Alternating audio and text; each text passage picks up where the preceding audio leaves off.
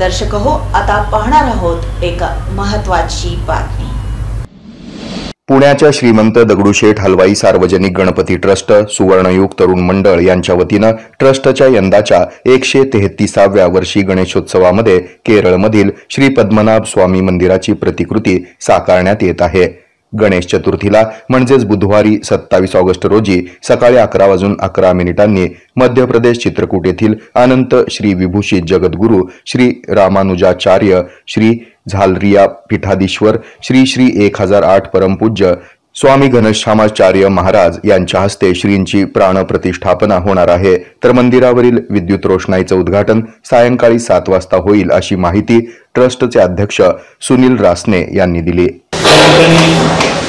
आजच्या पत्रकार परिषदेला केली त्या ठिकाणी बाप्पा मकरामध्ये विराजमान होते।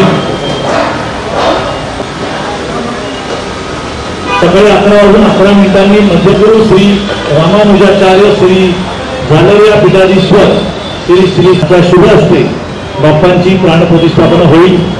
बरोबर दुपारी त्यांना बाप्पांचं दर्शन खुलं असेल आणि ते 340 तास खुलं असेल। यानंतर आपण जी सजावट केलेली आहे त्यानंतर दुसऱ्या दिवशी ऋषी पंचमीचा दुसऱ्या दिवशी रात्री आपण वारकरी संप्रदायाचा हरिजागर हा कार्यक्रम रात्री 10 वाजता 10 ते रात्री 2 ते 1 ऑक्टोबर याच्यामध्ये 24 तास भाविकांच्या तातडीच्या सेवेकरता यामध्ये भारतीय हॉस्पिटल आपल्याकडे त्या ठिकाणी अनेक स्वयंसेवी संस्था या आपल्याबरोबर सुद्धा कार्यरत असतात। त्या ठिकाणी जी गरज भासेल त्याच्या सगळ्या व्यवस्था संस्थेच्या माध्यमातून आणि स्वयंसेवीच्या माध्यमातून उपलब्ध आहे। आपण जी आपल्या 27 तारखेला गणपती बाप्पाचं आगमन होणार आहे त्याची माहिती आता आपण दिली। सकाळी 8:30 वाजता बरोबर मंदिरातून आपल्या बाप्पाचं आगमन फुलांच्या 10 वाजता साधारण प्राणप्रतिष्ठा सकाळी होईल। ती विसर्जन मिरवणूक आहे। मागील 2 वर्ष आपण दुपारी 4 वाजता दगडूशेठ हलवाई गणपती हा जो विसर्जनाच्या विषयातला चर्चा चालू होती त्या चर्चेवर आज पूर्ण पडदा त्याच्यात टाकला गेला आहे।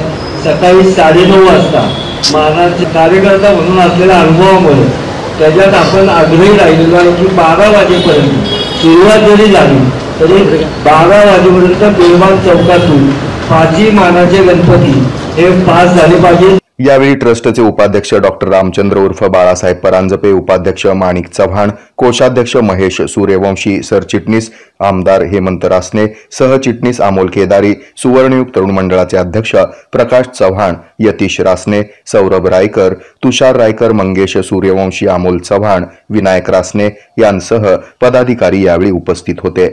बुधवारी प्राणप्रतिष्ठापनेपूर्वी सकाळी 8:30 वाजता मुख्य मंदिरापासून फुलांनी सजवलेल्या रथातून श्रींची आगमन मिरवणूक काढण्यात येणार आहे।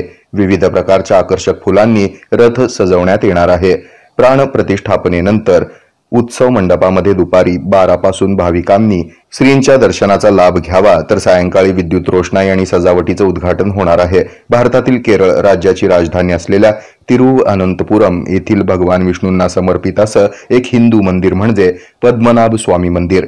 हे मंदिर श्री वैष्णव परंपरेमध्ये श्री विष्णूंचं पवित्र निवासस्थान मानलं जाणारं 108 दिव्य देसमांपैकी म्हणजेच निवासस्थानांपैकी एक आहे।